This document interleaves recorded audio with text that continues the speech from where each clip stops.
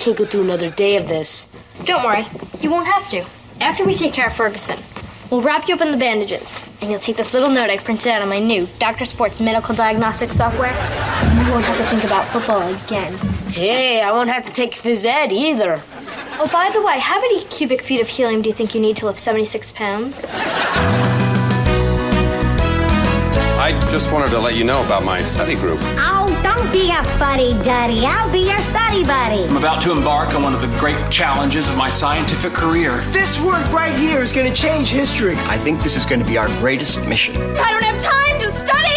I'll never get into Stanford. I got big plans for you tonight. I got maps, I got charts. I'm going to see you through this because my credibility is on the line. It's at this point that you'll want to start taking notes. Welcome to the Sitcom Study, the podcast where we contemplate the TV shows we grew up with and search for the truth and wisdom within the tropes and cliches. And we're changing up the formula again a little bit today. Amy, what, or should I say whom, are we discussing?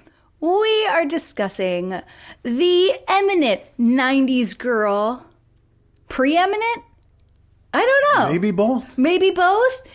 Melissa Joan Hart. Melissa Joan Hart, she that explained it all. We are going to explain all of our thoughts and feelings on her. We did this a few months ago with Julia Louis-Dreyfus. We did a sort of spotlight where we followed along with all of the major sitcoms that starred her. And that was really enriching to me. Like, I found that very satisfying to go into that with the idea of like, yeah, she's good, she's funny, and really come out of it with all these specific observations about what her specific sort of superpowers are and how she was able to project this air of credibility and sophistication and then undermine it. So Melissa Joan Hart, I feel like, is going to be a different journey, right? Yeah. This is not going to be a natural born phenom of acting or comedic talent. But I think on the other hand, there's this sort of savvy on her part, besides just the likability that has kept her, you know, sort of in our world for these many decades. You know? Well, and I might even say, like, I might even disagree with your suggestion that she's not just this natural born talent, right? Because when you look at someone like Julia Louis-Dreyfus, she came into the public eye when she was just out of college, or I guess kind of in college, right? She was cast on SNL and started doing a bunch of improvisation and things. Young woman. Yes, she was a young woman. And so as a child star, Melissa Joan Hart, she honed her craft acting in teen movies. Those are the opportunities that are given to a woman who is 16 to 25 years old, where like her, you know, not just teen movies, teen roles, right? Mm-hmm. So I think that what you're seeing there is sort of like the different opportunities you get when you come into the business at different times, and where you're able to kind of like learn your craft, hone your craft, and capitalize on the parts that are coming to you. Yeah, this is very much a apples to oranges comparison, but that was the only other time we've done this so far. So I thought maybe we could really quickly do this almost Citizen Kane style, sort of starting at the end where, you know, one of the reasons why Melissa's on our minds now is because we're recording this around holiday time, and her niche in the sort of present pop culture landscape is for over a decade now. She's been doing these holiday movies, right? Right. She does both Lifetime and Hallmark movies. So she was one of the like OG into those made for TV movies from long time back. You know, she was doing made for TV movies. Sabrina the Teenage Witch was a made for TV movie before it became a series. So she's been involved in those for a long time. And Holiday in Handcuffs is one of the early, prior to the big, huge cultural rise of everybody talking about Hallmark movies and the format, we had ABC Family was doing ones just like that, and that was Holiday in Handcuffs. And now Melissa Joan Hart is both a director and a producer, as well as a star of Lifetime movies and Hallmark movies for the holidays. And you see in her IMDb or her Wikipedia page, those movies keep coming. They get a little more fringy, right? Some of the ones that she's done in the last few years, you can tell that there's a little bit of a conservative or religious bent. And even as TV movies go, they're just not at the center of the cultural conversation anymore. Yeah. And I mean, that's I fine. think kind of all of those, not all, but a lot of those Lifetime and Hallmark movies have that. You see a lot of former child stars kind of going that route. Candace Cameron Bure, as one example. You've got Lacey Chabert, who's from Mean Girls and Party of Five. She is also, heavily featured in those. But I would say the earlier and the relatively more mainstream ones, like you're talking about, the Holiday in Handcuffs, and a little bit later, the Very Nutty Princess, where she hooks up with a nutcracker that becomes anthropomorphic. They're fun. Her thing in those early ones is it's not heavy and sentimental and religious. It's got this touch of magic. It's got a little bit of a Freaky Friday, Groundhog Day kind of whimsy to it. And she's really good at sort of just kind of getting you on her side and coming across as this kind of like, well, nothing's going right for me. And, my boyfriend just dumped me and I've got to order for 100 cupcakes that I have to make. She inhabits those roles well. Yes. I think that has been her later, kind of latter day career going on now.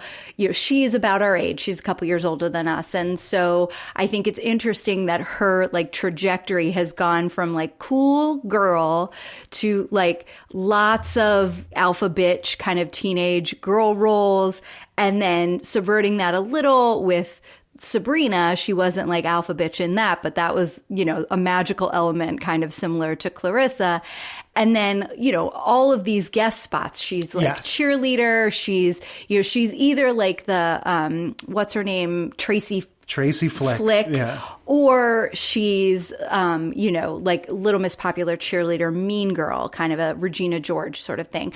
But now, as she's gotten older, she plays I was the hot girl that things didn't work out for so well. She plays that in Melissa and Joey. Right. Now I'm the overwhelmed mom. Yes. Or just hot girl who is I was a hot girl. Now I've grown now up. I've lost a step. Yeah. Things just aren't going as well for me as they used to, kind of a thing. Right.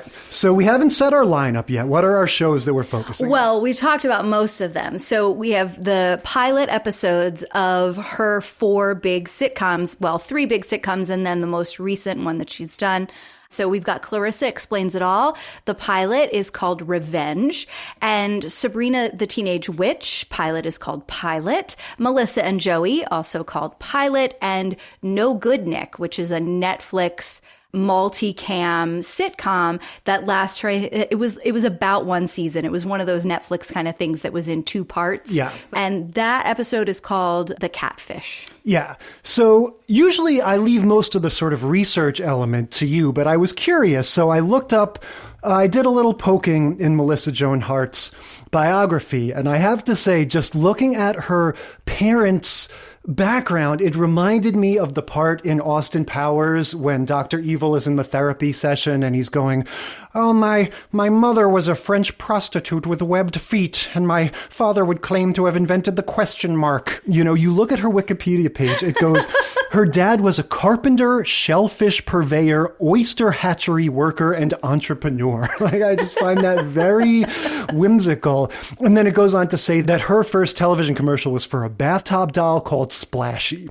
A bathtub doll called Splashy. Yeah. Never heard of it. But her mom is a producer. Yes. And she's one of these kids from Long Island who, the Jonas Brothers, are from Jersey, and a lot of these kids that, grow up and get into theater and stuff, she was close to the city. So she had proximity at a young age to auditions. Yes, 100% stage kid. This is through and through. It says she made like 75 commercials before she was 6 years old or something. She was one of those kids. It's also very interesting if you're into horror movies in the 80s, she was up for the role of Jamie Lloyd in Halloween 4. And anyone who's into those kind of movies knows that's an iconic role. That little girl, Danielle Harris, is really good. And it is kind of fascinating to imagine what Halloween 4 and 5 would be with little Clarissa in that role. Well, and she was also up for the part of 6 in Blossom. Yeah. And I have this sort of vague recollection of some, like 90s behind the scenes, I love the 90s kind of documentary, Nickelodeon early days, or like the history of Snick or something.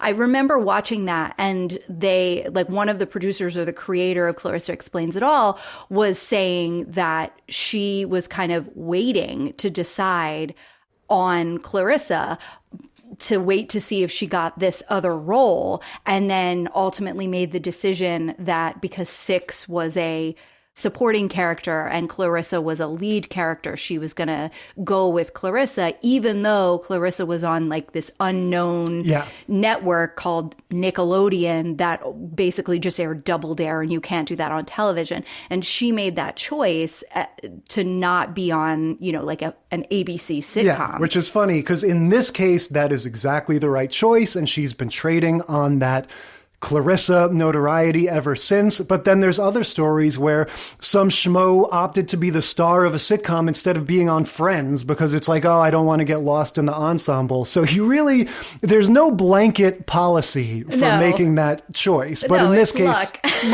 in this case, it really worked out. Nothing against Jenna Von Oy from Blossom, but clearly Clarissa has just, it's just this iconic thing. Like everybody knows it. And whether or not she would appreciate this statement, I feel like all of her subsequent career kind of owes itself to that role. I think she would appreciate that statement. In fact, the last role she ever auditioned for was Clarissa. Yeah. Every role she's had since then has been offer only or something her mom produced. Right. And we can talk about that as we get into it, that for better or worse, she stays at the center of what she does. And of course, like you mentioned, the little miscellaneous guest stars, little fun things, but she has this entrepreneurial attitude, and she's one of the producers of some of the sitcoms. And so, she kept that savvy of like, I'm not going to throw myself at the mercy of casting directors and whatnot. I'm going to sort of take charge of my own fate.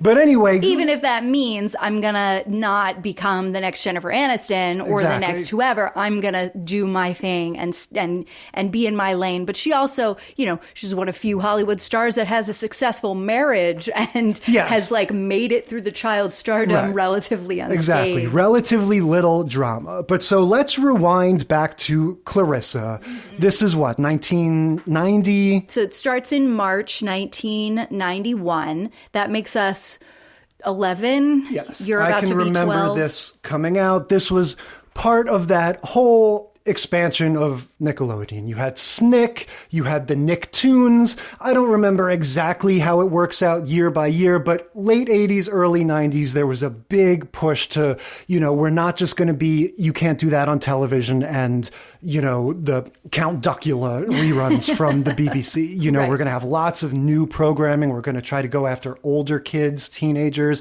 and Clarissa was a big part of that. And I don't know that this was ever like my favorite thing, but I definitely got into this and, I tuned in. I liked it. Oh, I 100% got into this. And so this and Blossom, I mean, they're open. Very similar. Like the just, either Mayim Bialik or Melissa Joan Hart right there in the center of the screen, wearing sort of like wacky clothes. Dancing and fashion. And big for both of them. Absolutely. Doing silly, kind of interacting with the family, whatever it was. With Blossom, it's a lot more dancing. With Melissa Joan Hart and Clarissa, it was like that first season, the open was, she was much younger and she was like changing clothes a bunch. Yeah. And then later on, she had that like iconic high boots, purple fuchsia kind of tights. Definitely. And like the short skirt and kind of the crop top that didn't show her belly button. That was like oh my God, I want to be her when I grow up. I want to go to Spiral now and get those clothes. It made me feel weird that this episode we watched was showing her bare stomach. Well, and that's so interesting because I remember when they made that switch being like, oh, she's like more grown up now. Wow, look at her boobs. Because like I definitely didn't have boobs when I was 12.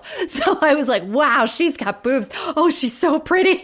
Yeah, and this was the first time I remember ever noticing as a, young teenager that was not at all interested in fashion. This was the first time I noticed that she changed clothes between every scene. Kind of like how we talk about Jamie and Charles in Charge, that this was part of the makeup of the show, was that she was always going to be debuting some new fashion thing every time you saw her. Yeah. So the episode begins, we've talked about this with Saved by the Bell, with Parker Lewis. You see the Ferris Bueller influence, right? You see it exactly open up on her direct address to the camera saying, hi, I'm Clarissa. Let me tell you about what my show is going to be. Yeah, this is my life. Here are all the people in my family that matter. Oh, yeah, by the way. She introduces everybody, and then she's like, oh, yeah, by the way, and my stupid brother Ferg face. Yeah. So not only was this like, girl a couple years older than me, pretending to be about my age and just like super cool and super smart and super tech savvy and having this like awesome best friend who could just like come in the seated window. Like, that's so cool. I totally want that. She also had a squirrely little redheaded brother just like me. Well, that was what I wrote down, that when you're doing entertainment for kids, the one evergreen universal topic is your siblings, right? That's don't you hate your siblings? Even though there's lots of kids that don't have siblings. I just know even to this day, I do animation work for children's musicians. And so many of the songs are, my bratty brother. What am I going to do about my big sister? So yes, that's a big topic from the start. And yeah, she gives this address and right away it feels awkward to me. And it's not anyone's fault. I think it's a little bit of her just not being the most seasoned performer and this whole, what they're asking of her being quite challenging. And the whole look at this show, we talk about how some sitcoms look a little flashier than others and are shot on film versus video. This looks kind of like the cheap half-inch video. There's no music or sound design, like you really feel the silence when she's talking. There's just a certain stilted awkwardness to the whole presentation that it isn't necessarily bad. I would say if nothing else, it's just dated. It just reminds me early 90s. Yeah, it does. One of the things that I noticed in terms of if we're just kind of thinking about the sets and the backgrounds and whatever, I had never really looked, I think, that closely at Clarissa's room before. And I was so fascinated by the choices of it's very clearly kid hand done stuff. Mm-hmm. She's got her trunk and her desk have she just decided to paint them one day and the things are not lined up perfectly. You know what I mean? There's little triangles on the trunk and you can see where they just haven't been measured out right. And on the wall, she tried to turn the ugly flower wallpaper that her mom had put up into sort of a black and white checkered floor. And of course it's not measured and only part of it's done. And it's the squares are all off. Some of them are rectangles and dripping and stuff. And it was really interesting to just sort of see that and allow that kind of messiness to be there because the stuff she has hanging on her wall behind her bed is so curated. There's this huge, there might be giants. And so, yeah, it was just really interesting to kind of see that and look at it now as a time capsule. I really appreciated all the efforts that art design team went through to make it look like a kid had kind of taken over ownership of their own bedroom. Well, and they continue that in this motif of Clarissa is very tech savvy. And so not only can she do computer stuff that we're going to see a little later, there's this recurring theme of she has these over her shoulder graphics that pop up. Right. And it's that same thing, the Comic Sans fonts that we all hate. There are lots of, everything looks like it was kind of drawn or scribbled by a kid. And it just makes perfect sense for that Nickelodeon sensibility where they almost want you to think that there's like a 12-year-old kid behind the camera directing the episode. You know, it has this for kids by kids kind of feeling, and also this very modern feeling, which of course makes it feel very dated now, because all of those graphics that she's always sort of relying like the on. 32-bit. Yeah, and there's just this sense of like, isn't it cool that we can do this? You know, isn't it cool that we can make little graphics pop up next to her head and stuff? And it is fun, but again, very 1991. But I wonder if we watched an episode from like late season 2, if a lot of that sort of awkwardness would disappear. Yeah, no, I think that's true. And I think we should keep that in mind sort of across the board, because we've got, again, a kid, however old she is, doing this. I mean, like we talked about, she's had a lot of acting experience, but what she's being asked to do here is hard. This would be hard for anybody to talk directly to the camera for 3 or 4 minutes. And then, the whole studio is young and sort of fledgling, and all of this is being sort of tried out for the first time. So let's get into this episode, right? Sure. What is this about? So this episode is about revenge, as the title tells us. Ferguson, the little brother, has stolen Clarissa's training bra and taken it to school for show and tell. And her parents don't know, and Ferguson doesn't know that Clarissa knows. So Clarissa is plotting revenge. She gets her best friend Sam to bring over a straitjacket that he has gotten from somewhere. And she is blowing up these giant helium balloons that she's going to attach to the back of the straitjacket once she gets Ferguson in it and send him sailing away to his death, hopefully. Right. So again, the sort of Ferris Bueller, Zach Morris modus operandi, in the sense that she loves to have plans, right? This is the big thing for Clarissa, is let me tell you my plan. Let me make up a plan on my computer. Now, Sam, I put down that he's dressed like Joey in the one where nobody's ready, when he puts on all of Chandler's clothes. That's what this kid looks like. He just has, it's like he's wearing every article of clothing that he owns at the same time.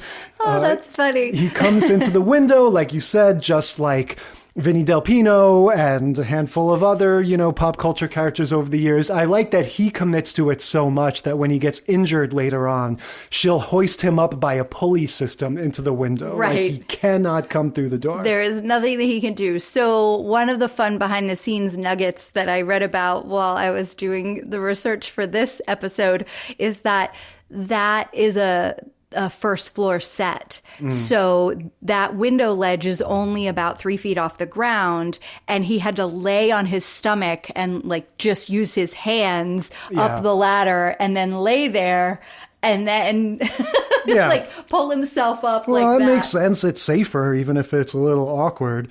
But so Sam introduces his story, right? Because he's got a whole thing that his dad, first of all, his dad is a single sports writer. So I just got it into my headcanon that his dad is Oscar Madison from... I was just going to say, I bet you think it's Odd Couple. So this is now in the Odd Couple extended universe.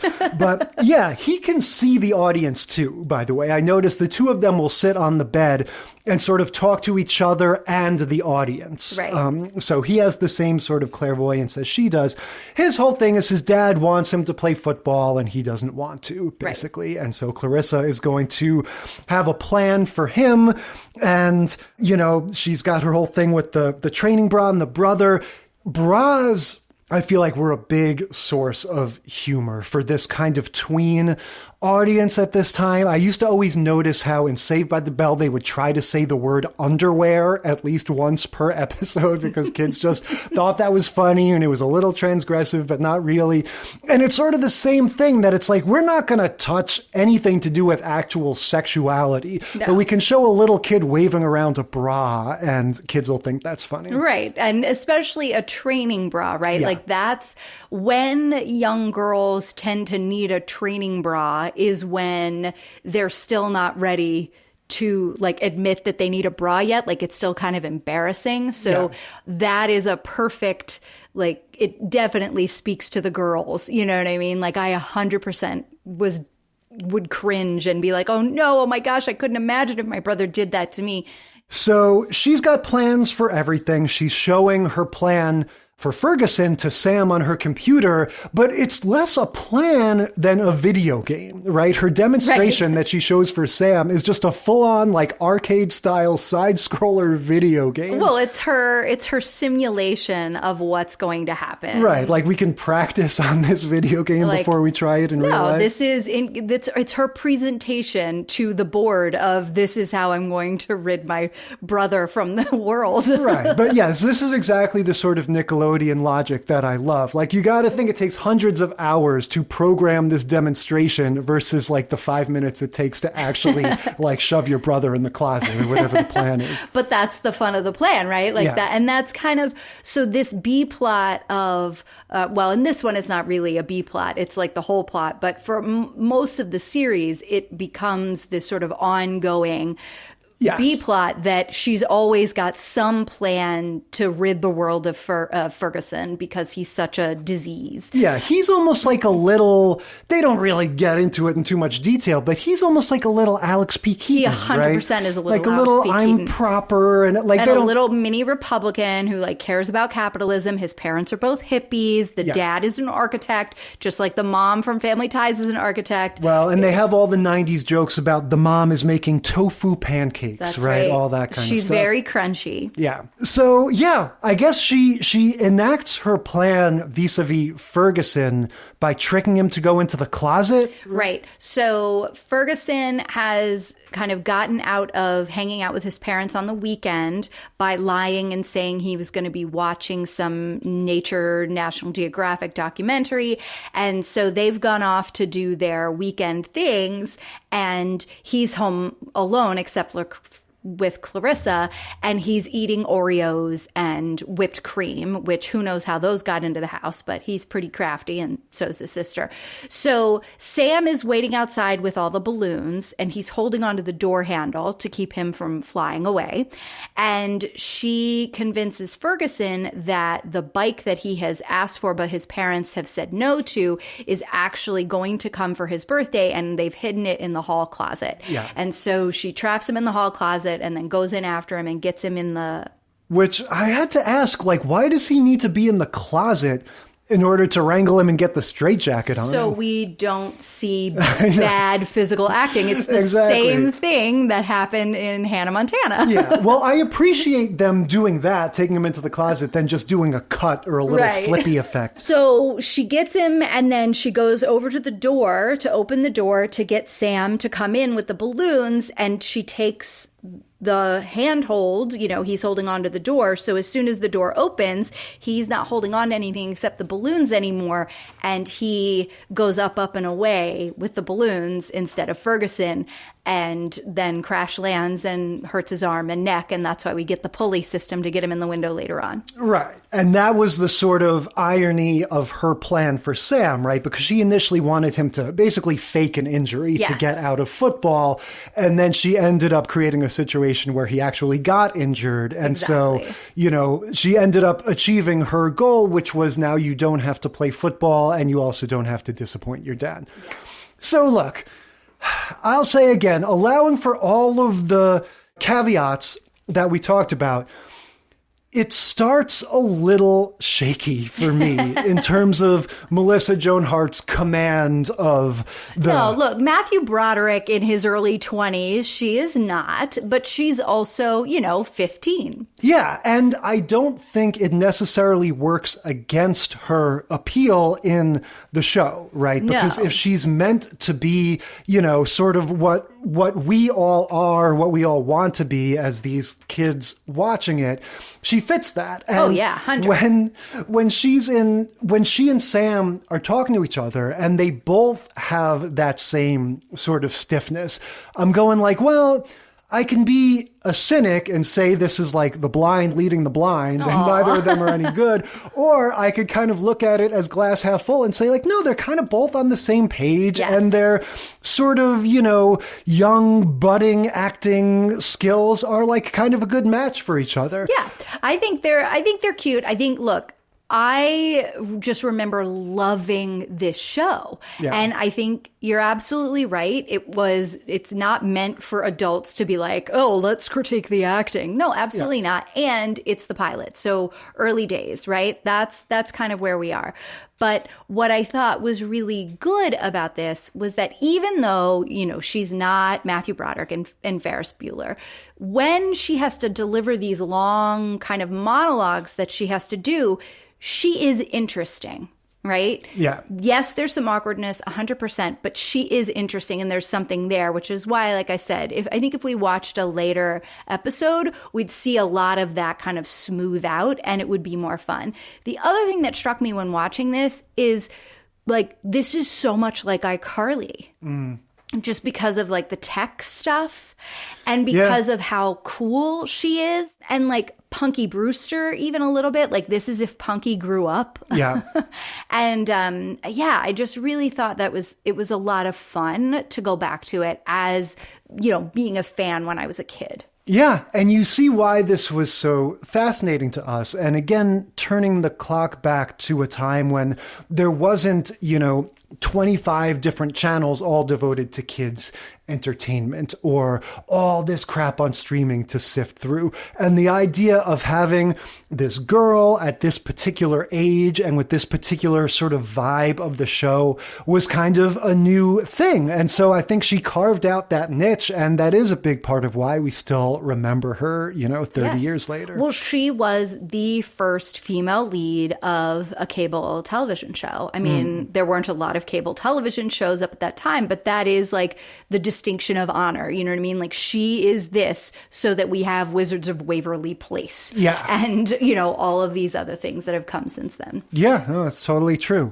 All right, so let's move on to Sabrina, the Teenage Witch. Sabrina the Teenage Witch, we're watching the pilot. This is first aired September 27th, 1996, so 5 years or so later from the beginning of Clarissa. So Clarissa ran for a few years, so it must have been a pretty quick handoff then. Yeah, it was. I think it was just like one season. Clarissa ended in like 95, 94, and then she went and got this kind of shortly thereafter because, like I said before, the movie of Sabrina the Teenage Witch came before this TV show aired. Okay.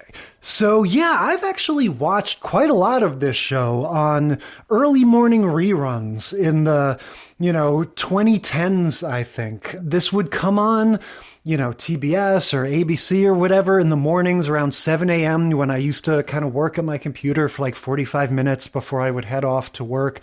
And they would cycle through the different shows. So for a while it was Sister Sister, maybe Boy Meets World. And for a long time it was Sabrina. And so I would have it on as a sort of innocuous background stuff. So I have actually seen quite a lot of it.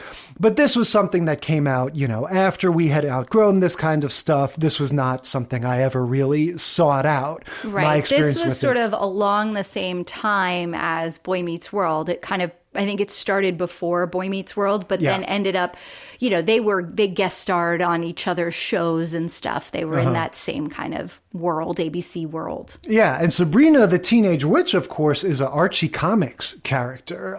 Which I never knew that until just recently when the reboots came out and like they were doing the like gritty reboot of Archie called Riverdale and Sabrina.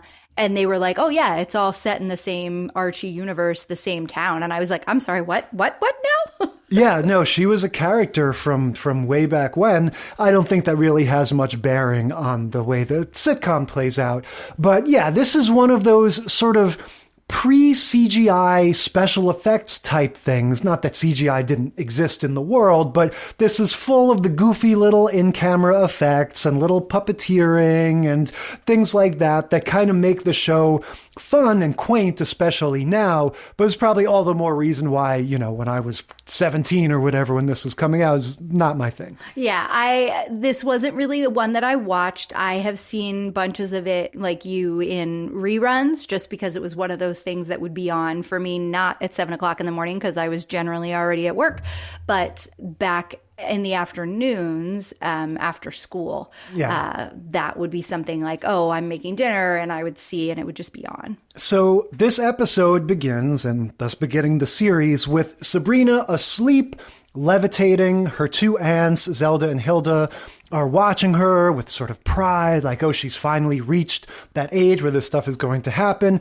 So I want to ask right off the bat, is this, in the tradition of Carrie, is this magic as metaphor for menstruation and puberty and reaching womanhood and all of that? I mean, maybe, but that would have had to have been like the Archie Comics idea, because it doesn't feel like that in this show. It did for me in that first scene when they were watching her and going like, oh, I remember what it was like for me, and just some of the language that they were using, these two women watching this young woman, experience this new thing. It immediately made me think that.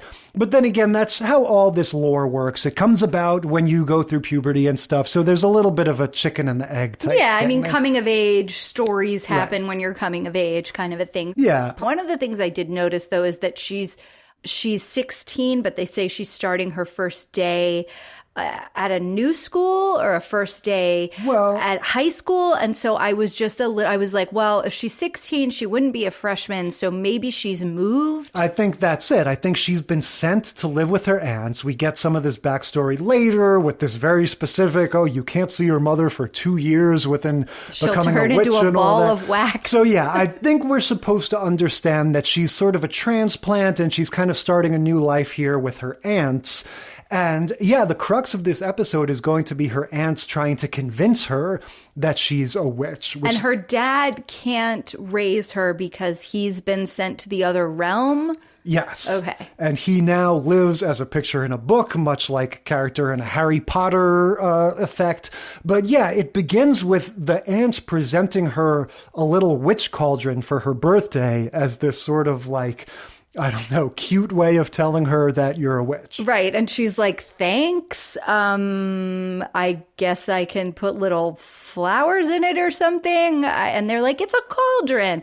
And it's funny because they do the thing in these scenes of like the least amount of communication. Yes. Just like smiling at her and waiting for her to just know she's a witch, even though she has no idea and would have no idea. So then they explain, they're like, you're a witch. And she's like, okay, haha. Like, yeah, she just straight up doesn't believe them. And they just kind of send her off to school like, just, well, okay, you'll see.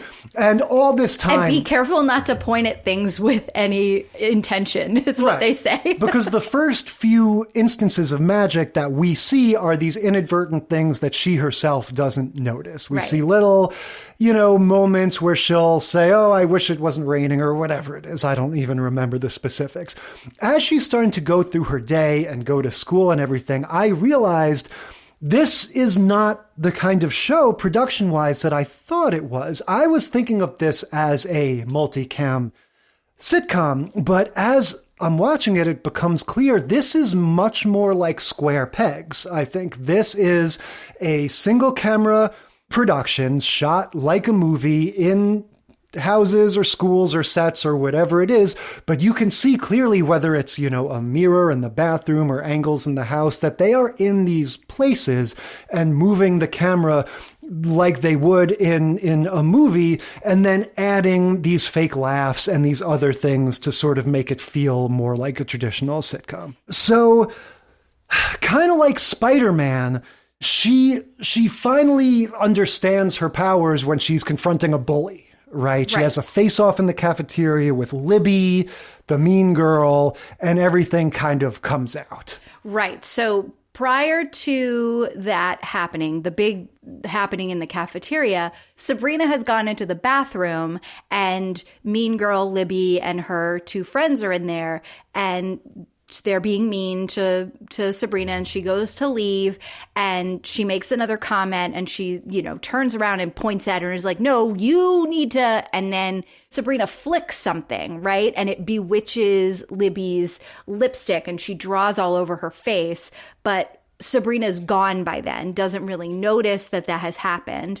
But then she does at some point in the day notice that she has made something happen, because when she goes home that night, she says to her aunts, "Oh, I am a witch. Okay, this is what happened, you know." So they teach her how to turn an orange into an apple, and she keeps turning them into pineapples. This is just like Harry Potter. You begin with transfiguration, right? That's your basic magic. So she's trying to do this spell of turning an orange into an apple. She has thousands of pineapples all over the house. It's time for her to go to school the next day. Libby starts shit up with her in the cafeteria, and she points at her to tell her to leave her alone or whatever, and whoops, turns her into a pineapple. So she picks up the pineapple, runs out of the cafeteria, goes home, and is like, "You have to help me." And so the aunts put the pineapple on the table and are like, okay, and change her back into Libby. And then there's a person sitting in their kitchen. And she's like, "What did you do to me? You're a total freak," and runs out. So then Sabrina's like, "Oh my gosh, everybody's going to know I'm a witch. This crazy girl's going to tell everybody. I have to do something. I have to turn back time." Which now I'm realizing is the same exact story as that last Spider-Man movie, No Way Home. That one was all about they found out his secret identity. Now he needs to go to Doctor Strange and reverse time. Or maybe in that one they just wanted to cast a spell to make people forget. But in any case, she wants them... It's almost like the Archie and the Marvel comics were sort of doing stories around the same time. Yeah. So she wants them to turn back time, and Aunt Hilda's advice is toughen up. Right? We can't do that. Or rather, first they say, well, you have to request that from this body, right? This sort of board of magic authority, which is going to be the witch's council or something. Yes, that's going to be a recurring thing in the show. It's going to be one of many ways that they get in all kinds of fun celebrity cameos, starting here with Penn and Teller and Debbie Harry from Blondie. Correct. They're the witch council. Yes, and so she goes to them and she asks if she can have a time reverse spell be cast, and they say no. So she's all disheartened, and she has to then go to face the music and go to school the next day. As she's leaving for school, apparently Hilda used to date Penn. Uh-huh. And so she goes into the other realm to confront him and get him to change his mind. And I don't know if I liked this plot development, because Aunt Hilda's advice to Sabrina, like I said, is toughen up. She's basically saying to her, you can't just resort to magic, especially on the order of reversing time, erasing people's memories, etc. on your first day as a witch because you screwed up. You have to... deal with these things like a real person. Right. You have to face the consequences of your actions and learn to control your powers. Right. And so Sabrina seems to accept that. And they have a whole back and forth where Sabrina says, it's going to be hard. They're going to laugh at me. I'm going to be disliked. And Aunt Hilda, remains steadfast and says, hey, tough. That's part of being young, whatever. And to me, that is exactly the right message to send in this ABC Family show for younger people. And then when she gets to school, she realizes it's Groundhog's Day and everything has been reversed and reset. And now she's back to the previous morning and it's a Deus Ex Machina. They solved the problem for her with magic, which I thought was kind of a shaky resolution. Yeah. But she gets to have a do-over on her mistake and make different decisions, right? Yeah. So we see her not be mean and nasty or anything. We just kind of see her turn the drink around. Libby goes to spill grape soda on her on purpose, and she just turns it around and makes it spill back on Libby. Yeah.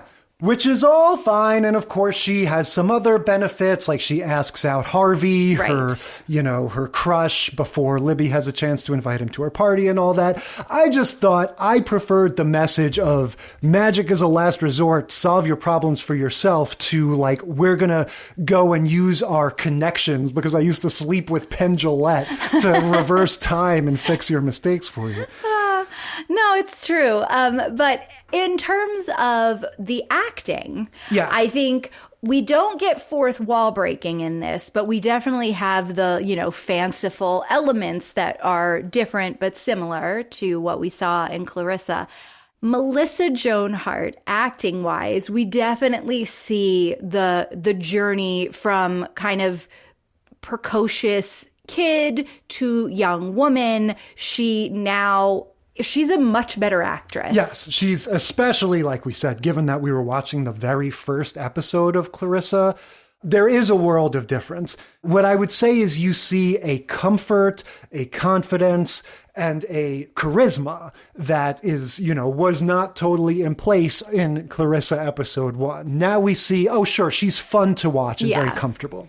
Absolutely. I think what always interests me about this is how much like she and Mayim Bialik should do just some sort of like Golden Girls kind of throwback show, right? Because I would not rule that out. Similar in these ways. They've had these vehicles where they're like the cool it girl, young women. And I just think it would be so funny. And Mayim has that Call Me Kat show now. Yes. There is a sense, and I don't mean this pejoratively, but both of them are like, we're going to hang on to our presence in the pop culture television world by, the skin of our teeth if we have to. Like, it is hard to stay relevant in this world. Yes. And it takes a lot of effort and skill, and it doesn't, not everything works out.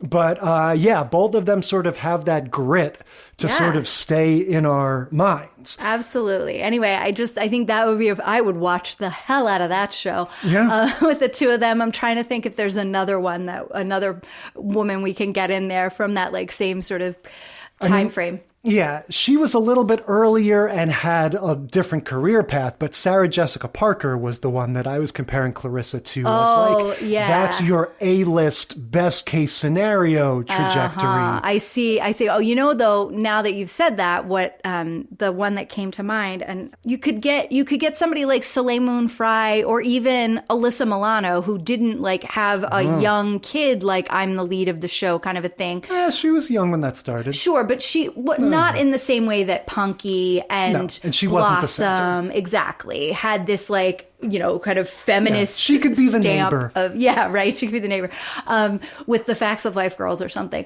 But that would Golden would be Girls, such the a next fun generation. Bialik, Joan Hart, Soleil saying her Frye. middle and last name. I love it. All right, moving on to Melissa and Joey. Season 1, episode 1. Pilot. Yep. So this begins with the words that we love to hear.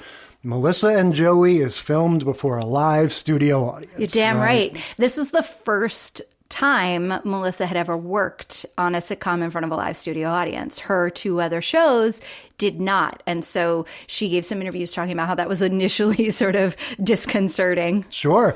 So this is a little bit later. So, if we talked about how there was kind of a seamless handoff from Clarissa to Sabrina, and who knows what's going on behind the scenes, but it's not hard to imagine that, young people want more Melissa Joan Hart. Slot her into Sabrina. Perfect. This one is 2010, so a little bit later. We see right off the bat, executive producer Melissa Joan Hart, executive producer Joey Lawrence. And so maybe I'm just making up this narrative in my mind. This seems more like, okay, how can we, Melissa and Joey maintain our position in the public eye and keep this going? Right. So in the intervening years, she had done a lot of those ABC Family holiday movies and TV movies that we talked about. So this is post-Holiday in Handcuffs. It is definitely post My Fake Fiancé, where she and Joey Lawrence starred together. Gotcha. And that was one of these ABC Family made-for-TV movies. And they had such a good time filming it together. They've known each other since they were 5. He was on Gimme a Break. She was on, her TV shows and doing guest spots in TV shows and stuff. And so they've been, child star friends for a long, long time. Well, the 2 of them did that movie and said, we should do a show together. And so they went to the network with the idea. They loved it. Fun fact, Melissa and Joey is the name of the show, and Mel and Joe are their characters' names. And Joe stands for Joseph, just like Joey stands for Joseph, right? But Mel, Burke, stands for Melanie, not Melissa. That is very interesting, but it's funny to think if I did want to be an asshole about it, to be like, well, if I'm saying she's not the best actor, the fact that her idea of like stretching for the role is, well, this character's name is Melinda, not Melissa. It's like kind Melanie. of funny. No, I don't think it was her. I just thought that was really funny because she goes by Mel throughout the show and he goes by Joe throughout the show. I assumed it was just the thing of naming the characters after the actor. I did too. And then was looking, and I probably did notice this during the run of the show because they did say it a few times towards the end of the series. But I was like, Melanie, that just is so weird.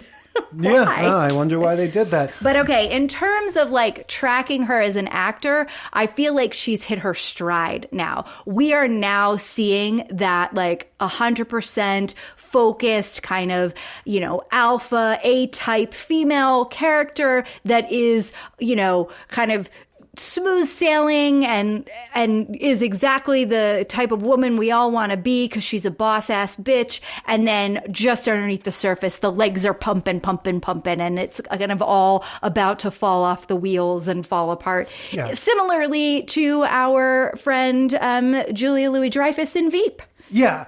I agree with that. And in many of the other sitcoms she's done. Yeah, I sort of hasten to add, for me, it's not like a flattering comparison, Melissa Joan Hart to Julia Louis-Dreyfus, but you're right. There is a little bit of that same energy. It's that the characters are written similarly. I know. And this is how you're allowed to be a boss-ass bitch. As a woman on TV, you also have to be kind of falling apart, at the same time. Yeah, I guess what I'm saying is that to me, it's like Julia Louis-Dreyfus is like the Michael Jordan of that, and Melissa Joan Hart is like Isaiah Thomas or something. Like Who's Isaiah Thomas? A very good basketball player who isn't quite Michael Jordan. That's what I'm saying. The cold open, right, so the immediate first moments of the show contain references to drinking, and she says the word hell, as in like, what the hell is he saying or something. And I just noticed that in terms of like, still ABC Family, right? Yes. But we need to distinguish, like, we're a little more grown up now. Yes. This isn't Clarissa. This isn't Nickelodeon. We can acknowledge that alcohol exists and that she had wild drinking times, which is something they would never allude to in those other shows. She could have this very mild swearing and stuff like that. So yeah, just setting a tone of like, if you've been following her, if you're that age, like, don't worry, this isn't for kids the way those other ones were. This is going to be a more mature family thing. Right. That's right. She is now kind of, it's been put upon her that she is now a single mom. So her sister and her brother-in-law have embezzled millions in a Ponzi scheme from their company. And one is now in jail and one is on the run. And she, as the godmother and aunt of the niece and nephew, is now the guardian. She is also a local councilwoman. And we find out that her dad had been a senator, was like a, very popular senator from their state. I think they're in Ohio. And so she's kind of on that trajectory, but she doesn't want to be like her dad because he was like a womanizer and a booze hound and stuff.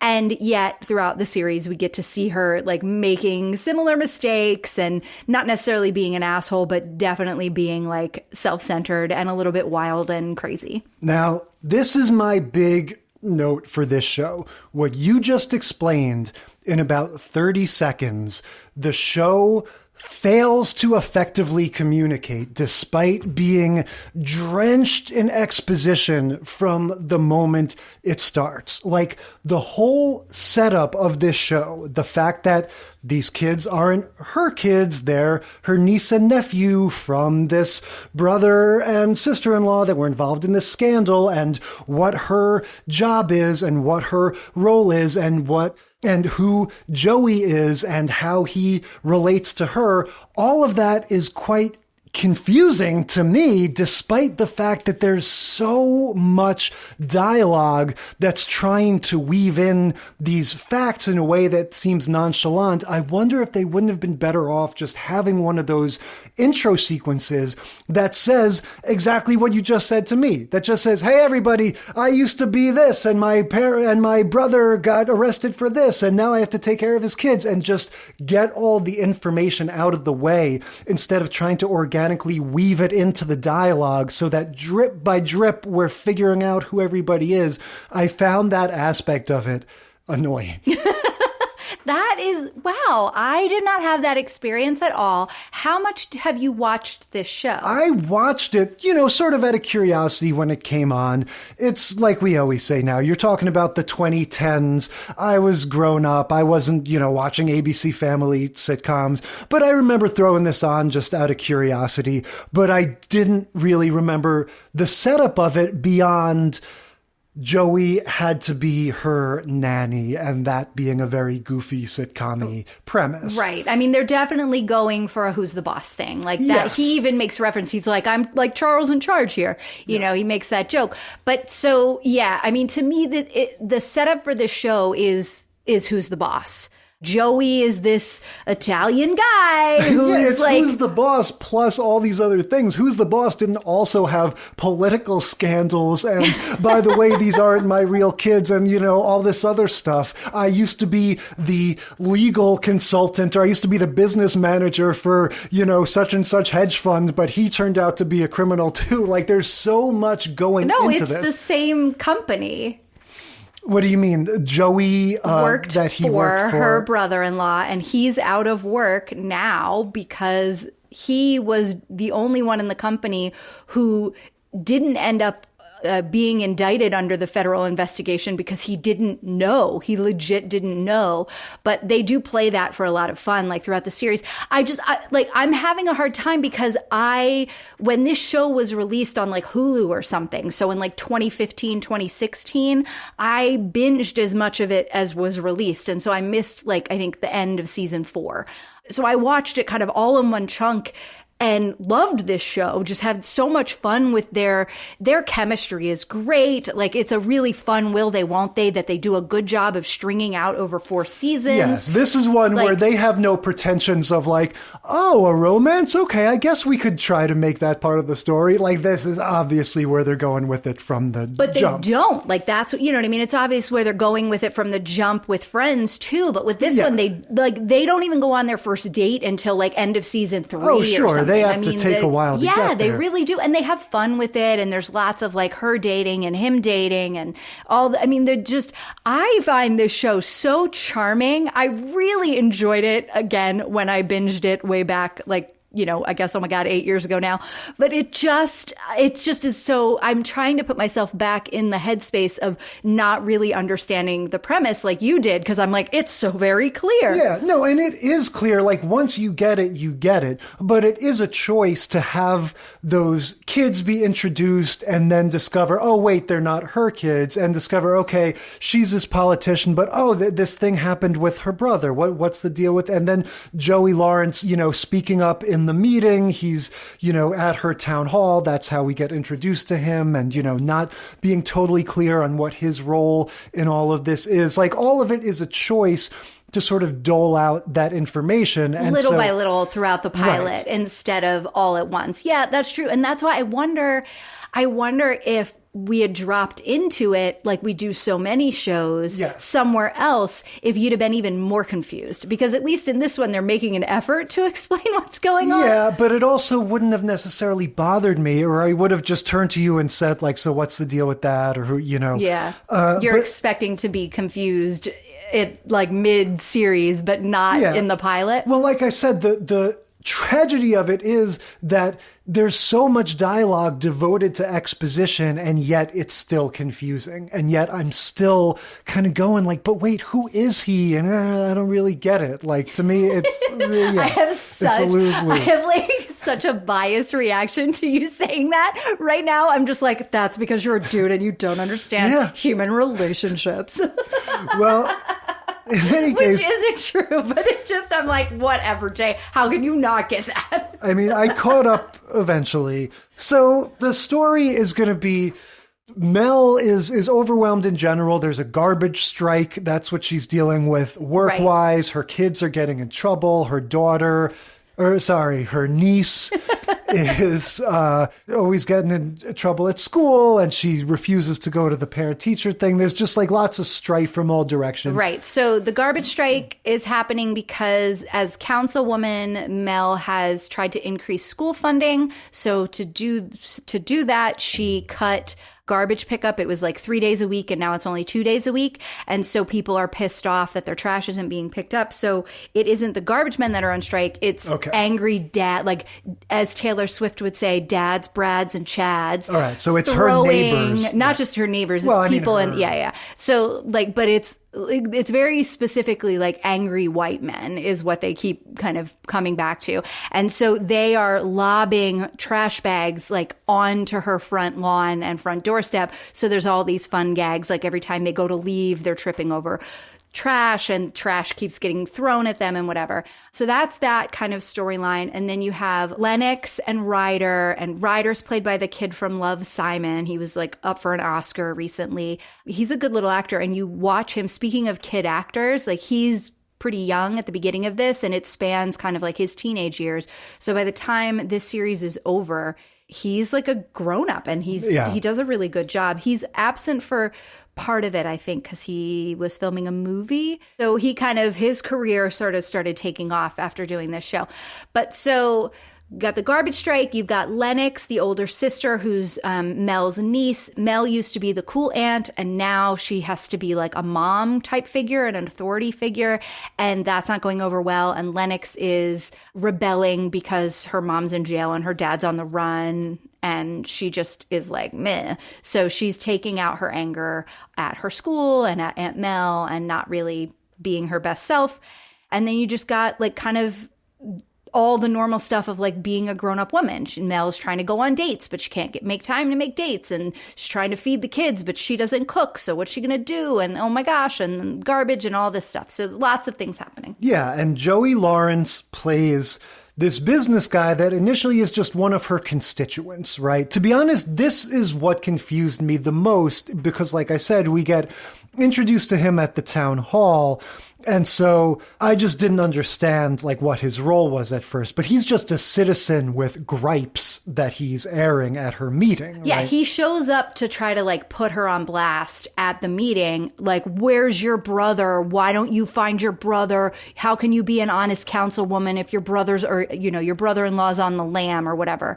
And she shuts it down with aplomb. Like, she does a great job. Doesn't, you know, I don't know where he is. If anybody does, please let me know because I'm raising his kids. So like, come on. And she kind of shuts him down. And then he comes over to her house to apologize for coming at her that way. That wasn't really what he was meaning to do. He's just feeling at his wit's end because, and then he tells her who he is. Right. So this is Meet Cute 101. Right. He's like, look, I'm sorry I did that. Here's who I am. I'm a commodities trader. I was the only one who was making your brother-in-law legal money. And now I'm living out of my car and my wife has left me and my house has been repossessed and they're going to repossess my car in 3 days. So that's where my life is. And she has on the table an application going to a nanny agency so she can hire a housekeeper and a nanny to help her with all the things that are going on with the kids. And he sees it and he lies and says that he used to run a daycare or like a youth center as his volunteer project while he was at college. And she's like, okay, I don't really believe you, but I don't have time to look into it. So fine. You know what? You're going to make sure the kids get to school and I'm already late for this meeting. Stay here. Do the thing. I'll see you later. This is like the most sitcom-y conversation that has ever happened. I'm going to leave this strange man with my two adopted kids. Everything. Like just the guy walking in beginning the conversation as, I mean, I guess he comes there in relatively good, faith. He's coming to apologize, like you said, but just immediately with all of the circumstances of, oh, by the way, I have no job and no place to live, and her having these kids. Like, this is like the Seinfeld thing with the guy getting sentenced by the judge to be his butler, just the idea that this scenario would somehow resolve itself with Joey Lawrence's character being her nanny. Just a very sitcom-y, turn of events. Yes, but and she's anticipating that it'll only be for today, and she's only kind of doing it so that she can get out of the house and not have to worry anymore, or at least sort of, and that she'll, she pushes through the application to, get more information from the nanny agency anyway. And then by the end of the day, Joe has solved a lot of the problems. He's convinced Lennox to go to this meeting with the principal where she needs to apologize for calling the principal a word that rhymes with the principal's last name, which is Principal Lunt. Yeah. Which I was like, hey there, ABC family. Yeah, I feel like this was a very, of the time, we were starting to flirt with the casual use of that word. Yeah, this, the scenes with the kids, again, right out of the playbook of, I don't know, you got to imagine the first episode of Mr. Belvedere, yes. Was pretty similar. The same kind of thing. Even the Malin Ackerman one we watched, where we're going to help each kid a little bit, sort of win you over one by one. That same cliche. Trophy wife. Man, that was such a good show. Such a bummer. Anyway, so Joe he convinces Lennox to go to school. He gets Ryder to write his history paper that he had not written, and he makes dinner, and he's vacuuming. I mean, he's doing, a great job. And Mel gets home from a long day of work and is like, holy crap, how did you do all of that stuff? And then he's like, oh yeah, whatever. Had brothers and blah, blah, blah. But then he comes clean about not actually having run that youth center. And she also comes clean that she, was going to hire somebody else anyway. And then they just kind of shake hands and say, all right, I guess we'll give this a try. Yeah. And that's the sort of, this is your classic first episode stuff. We're going to end on that note of, okay, here's the situation. Let's see what kind of funny stuff happens. Joey Lawrence is interestingly sort of down the middle, grown up dude in this. I noticed he says one word.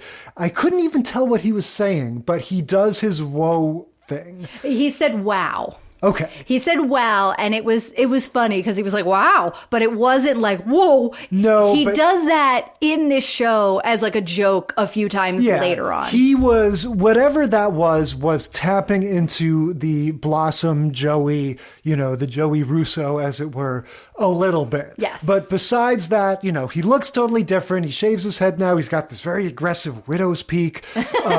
He's, still in very good shape. And he just, he says funny stuff, but he's very much a straight man. Yes. And Mel is the zany one. Yeah. And I think that's fun in this, because he has been sort of the comedic, we know him as Joey from Blossom, where he was, comic relief. He was the man, what do they call it? You call it a himbo. Yeah. He was the kind of male version of a ditz. And yeah, that was his role. But in this, he kind of, other than the fact that his life is fully fallen apart, he has it together and can get shit done. Whereas Mel is kind of only keeping things flowing on the surface. She definitely is needs the help and is a little bit of the wild card where she gets to be the one. And she said in interviews, she liked the character because it was the first time she got to be the one who caused the problems. Whereas in both Sabrina and Clarissa, she was always solving the problems, or more in Clarissa, coming up with, fun plans or whatever. But specifically in Sabrina, the situations would happen and she would have to fix them. That was what she did in Sabrina. So this turns that on its head and she gets to do something different. Yeah. Well, it's also interesting to me now to just think about, and we mentioned, the phrase vaguely conservative, right, when describing Melissa Joan Hart's sort of public persona now. We're talking about 2010, right? So this is now a world that has The Office and 30 Rock and Arrested Development and all of that. To make a multi-camera sitcom about a business guy becoming the nanny to this is a throwback, right? This is a sort of not in a sense of being super retro, but this is this isn't going to be one of those newfangled things. This is going to be more like the shows that we grew up with, your sort of pure sitcom stuff. And that's what ABC Family did and still does. It would have been right at home in their lineup. Yeah. You know what I mean? Because this wasn't on a CBS or an NBC or whatever. Sure. This wasn't even on ABC. This was specifically on ABC Family. Yeah. And so where we should look to find sitcoms that are like the sitcoms that we like from back in the day is on those networks. And there's a whole group of people who they're selling that too. That is the nostalgia that never left, right? That's the what people watch if you live in middle America and you want to watch sitcoms that are like the sitcoms you grew up with. Yeah, well, if you live anywhere. But yeah, I agree. And I guess I'm saying we're seeing that process throughout the 2000s of locking into a certain niche, and sort of dominating a certain corner instead of being everybody knows Clarissa. Now it's a certain group of people are going to be really into this thing that she's doing. Exactly. And that's kind of the media landscape, though, right? As there's gotten more and more and more and more, I don't need to be on all of those. I can just do this one thing and become the girl of this one thing. Yeah, exactly. Moving on to No Good Nick. No Good Nick, or No Good Nick, if you prefer. This is a Netflix TV series, a one-season wonder that aired in 2019, starring Melissa Joan Hart and Sean Astin. Speaking of throwbacky kind of 90s, 80s kid nostalgia, as the parents. They're the parents in this family, in the sitcom family, and the first episode is called Catfish. And they are getting catfished by a teenage con artist foster child.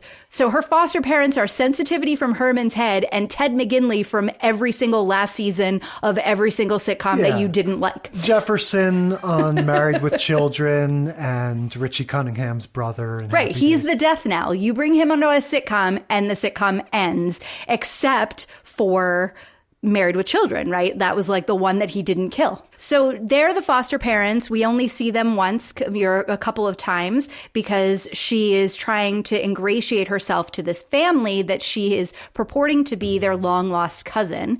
We find out at the very end of the episode, though, that her actual dad is still around and is in on the con somehow, and there is some connection to this family, that this is not a random family that they've targeted, that they're going through this elaborate foster system ruse to get to. So lots more to come, lots more intrigue that we didn't see in the first episode.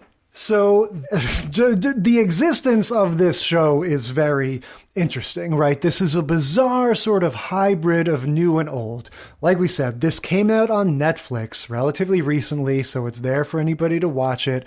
If we were saying that Melissa and Joey felt like a little bit of an anachronism to be a multi-camera sitcom, this really feels like, between the multi-camera style, the casting of Sean Astin and Melissa Joan Hart as the parents, this is very much like, hey, part of our offerings on Netflix is, we want to have things that appeal to everybody. So this is going to, yes, very clearly be a throwback in the way it feels, in the people who are in it, but the story is going to be this serialized thing that you might see in a Better Call Saul or some sort of thing that's going to unfold and, build in more and more intrigue. So, I had never heard of this.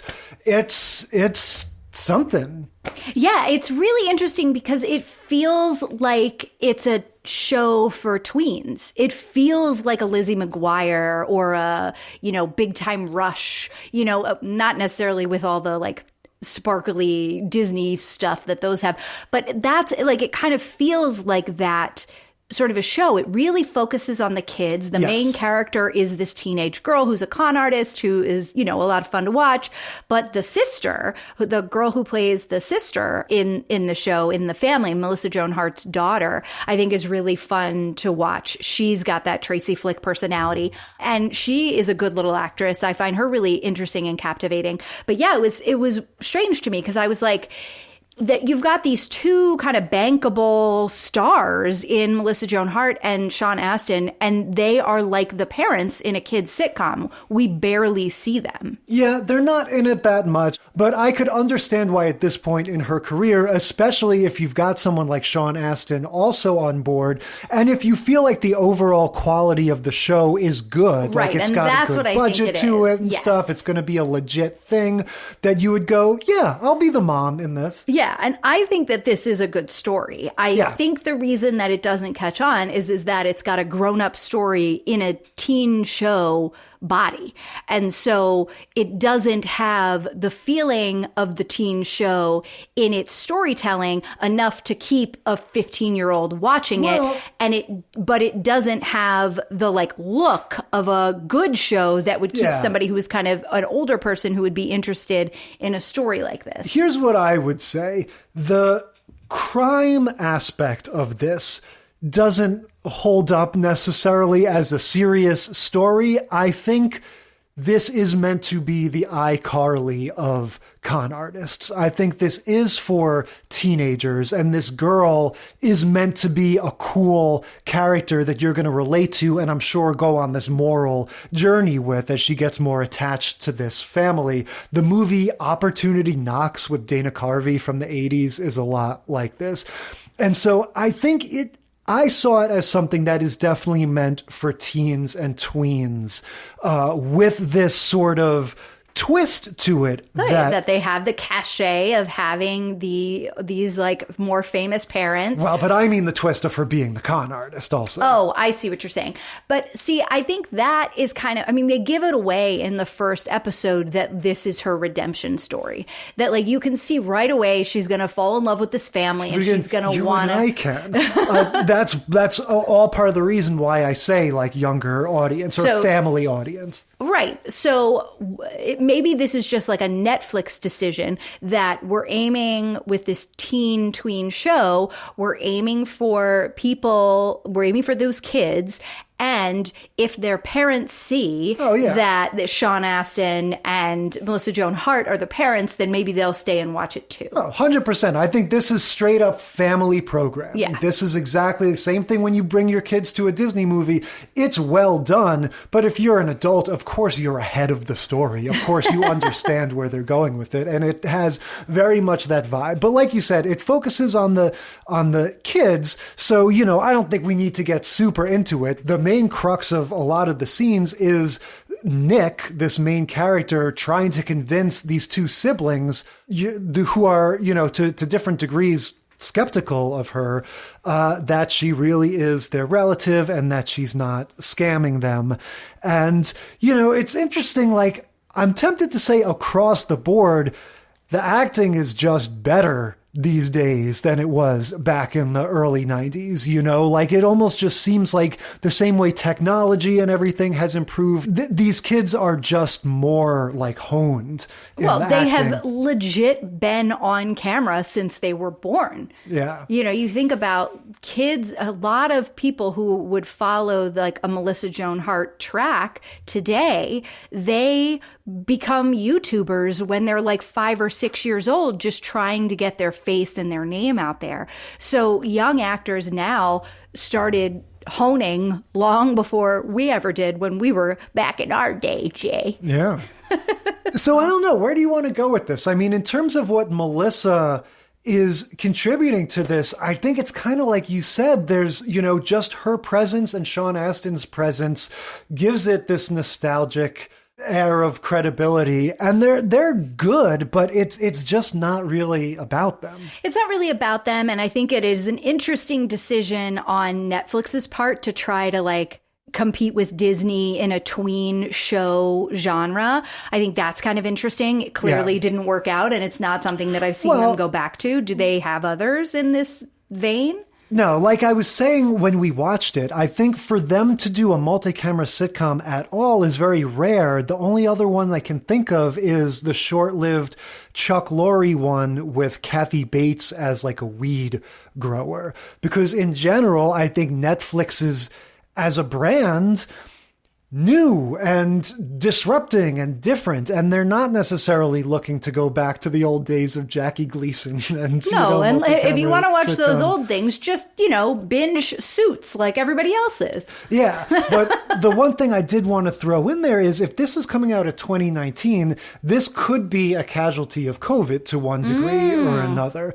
There's lot. That's true. I didn't think about that. That may or may not have been on the road to immense success that got disrupted by that. No, I think you might be right, because it premieres in April of 2019. It had 20 episodes, so they would have been gearing up to film the next season, as COVID hit. Yeah, it's kind of interesting that Melissa's role in this, between the two of them, is she's the skeptic of Nick. She's the one that doesn't want to deal with her. And it's almost not entirely skepticism as much as like not my problemism. Yeah. She's like, she is the one who is the breadwinner. She runs a restaurant. She's a major chef. And so she's the one bringing in the money. And she's kind of like, I'm working my ass off to keep this family afloat. We don't need another mouth to feed and another child to raise. Like, we're nearly done.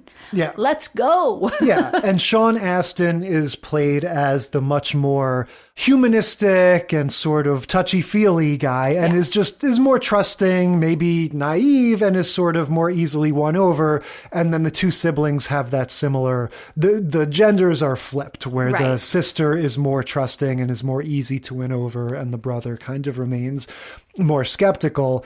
The story has a lot of sort of twists and turns in terms of, you meet this Nick character with the family. So at first you have no reason to doubt her, but then you meet her cohorts, like you said, the two adults. And that's the part that to me makes it feel made for kids, that she's the ringleader. And she talks to these two people that are in their 50s as though she's Moriarty in the Sherlock Holmes world, or she's Blofeld from James Bond, and they're like her henchmen. Well, and we only find out later on at that, the phone call at the very end of the episode, because she has a burner phone that's a flip phone that she keeps in her back pocket that nobody else sees. So yeah, she calls this dad character. So we find out there at the very last bit of the episode that she really isn't the ringleader. Her dad has kind of set her up for all this. So we don't know what's going on. Yeah, there's all kinds of twists and turns, but you could see the general arc is going to be just like that Opportunity Knocks movie and so many others like this, where she's conning this family and getting closer to them, but also, coming to like them. And at the same time, she's got these co-conspirators that she's going, no, let's not rip them off yet, because we can steal even more money if we just let me hang out with them more and let some more time pass. And so, yeah, we can see where it's all going. That first episode ends on that note of like, okay, we're going to let this play out and give us a season or two of intrigue before we totally pull the trigger. And look, for what it is, I thought it was fun. Yeah, it was fun. I think it's kind of an interesting, they did a good job. Like Netflix always does a good job at like whatever happens in the last minute of the episode makes you want to just keep watching the next one. It drives me crazy that they do that, but also like I get it. Yeah, but again, it's in terms of Melissa, like I'm sure that they're going to give her some interesting stuff to do. They mentioned that she's going to be auditioning for Top Chef, so I'm sure that will be something that happens down the road. But yeah, I mean, look, it's a fun show. I think it's an interesting turn in her career choices, like you mentioned. And I think it does have a lot to do with the material. I think if I were in her shoes and I had chosen all of these types of things to do, when I get this script from Netflix that's like, kind of being a mom in a show that's like where I started, I think that's kind of cool. And I would definitely consider that. And then if I thought that the story was any good, I think I'd do it. And I think that's like in my head, I'm like thinking that her choice makes sense to me there as like a professional. Sure. And in terms of some of the other things that we haven't talked about, you know, she was in that movie Drive Me Crazy, right? Yes. Which came out when we were in college. That was in that wave of teen movies, the sort of post Kevin Williamson boom in those kind of movies. And it's funny, I started out with, again, a little bit of a glass half empty mindset of like, I guess she wanted to be an actor in movies and it didn't work out. But now I'm just kind of like, you know, like, look, those movies in general kind of went away for a while. I haven't watched Drive Me Crazy in years, but now I kind of want to. And it's cool that she has, you know, in the pantheon, in the canon of those late 90s, early 2000s teen movies, you have that one with Melissa Joan Hart and Adrian Grenier, you know? Well, and she was in the one with Ethan Embry and Jennifer Can't Love Hardly Hewitt. Wait, but she's just a small part in that. She has a fun little bit part in that, though, where she's like obsessed with her yearbook, you know, kind of character, getting everybody to sign it. So she, I think, did that kind of stuff during that time. I mean, she probably wasn't able to get away. She was filming Sabrina, right, at the time. And some of those teen movies got pretty raunchy, and she was on an ABC show with a contract with Archie Comics. She told a story on Pod Meets World when they rewatched one of her crossover episodes where she starred as Sabrina on their show. Yeah. And she talked about the Drive Me Crazy premiere where all of the pictures, she has been sobbing all day because her Maxim cover had come out. Ugh. And there's exactly my reaction. And Archie Comics called her parents and her management, and they were like, you're getting fired. We're suing you and firing you because you're in lingerie and it says Sabrina the witch without a stitch or whatever. And she had a clause in her contract that said you couldn't appear as Sabrina naked ever. And so that was like, let's blame the woman, anyway, they didn't have a leg to stand on. Obviously, she didn't get fired from Sabrina because she did have clothes on and she had no say over what they were going to write on the cover. So the less said about Maxim, the better. But I just think it's cool that there's like a legit mainstream movie that came out that we all went to see in the theaters on Friday night. That was her, you know, like she has, just like a lot of these comedians or actors that are mostly TV or sitcom people, but you have that one movie that they did, and that's kind of fun. And then we watched a couple of her guest spots, That 70s Show, the Just Shoot Me. They're little things, right? They're fun little, she bops in. I think, you know, you look down her Wikipedia, and except for maybe a year or two in the early 2000s, there's not a year where she's not doing stuff. She's always in things. And like you said, a lot of times things that she's at the center of or directing, or in some way she's really sort of in control of like what her role is. Yeah. And so yeah, you know, I think it's a good journey, you know, watching that first episode of Sabrina with her teeth adorably missing, and she's, you know, like reading the cue cards all awkwardly and everything, and sort of seeing where it goes. This was another solid sort of retrospective. I think so. The one guest spot that I'd be really interested to watch that we haven't gotten to look at yet is her guest spot. It was kind of after Clarissa, but before Sabrina. So she was still pretty young. She had an arc, or a one episode arc on Touched by an Angel, which is, I think it was like Della Reese, and that their whole thing, it was kind of like they would go and they would fix the wrongs, you know, of like sad people in the world or whatever. It was sort of like a quantum leap, but with angels kind of thing. And so she did an episode of that when she was still really young. I think it would be interesting to see that, because all the other guest spots and Drive Me Crazy and all the, you know, ABC TV movies and Christmas movies I've seen her in, it's all been post Sabrina. Yeah. So it would be really interesting to kind of like get back to that. I want to see her as that little kid again, that little kid actress. Yeah. And I'm sure there's stuff floating around with her before Clarissa, random things with her as a little kid. One of those 600 commercials you mentioned. Yeah, exactly. Splashy the bathtub. All right, so much for our deep dive on Melissa Joan Hart. What are we talking about next week? Next week, we are getting a makeover. We're going to watch Green Acres, Season 2, Episode 5, The Ugly Duckling, Charles in Charge, Season 1, Episode 8, A Date with Enid, iCarly, Season 2, Episode 14, I Make Sam Girlier, and Rules of Engagement, Season 6, Episode 2, Bros Before Nodes. Yeah, we're getting our first taste of Charles with the Pembrokes instead of with the Powells. It's a whole different universe. And that's all next week. And until then, we will consider this segment of the sitcom study concluded.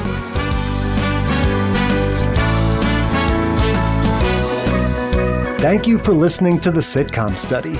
Tell us what you think or share your own TV tropes and topic ideas by sending a self-addressed stamped email to sitcomstudypodcast@gmail.com or find us on Facebook or Instagram. And if you like the show, consider leaving a rating or review on your podcast app. It helps us boost those precious Nielsen ratings. The Sitcom Study is recorded in front of a live studio dog.